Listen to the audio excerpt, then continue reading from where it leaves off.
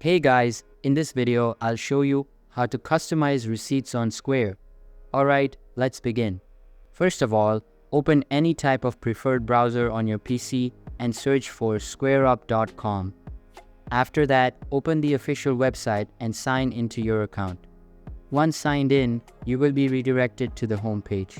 Here, click on your profile icon at top right corner and a menu will slide onto your screen. Inside this menu, click on Account Settings and all of your account settings will open up.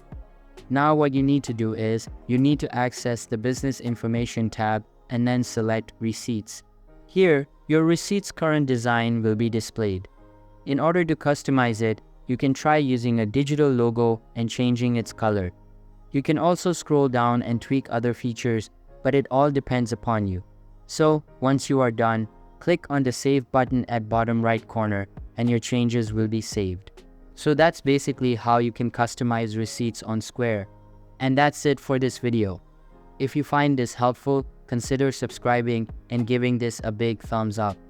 Thanks.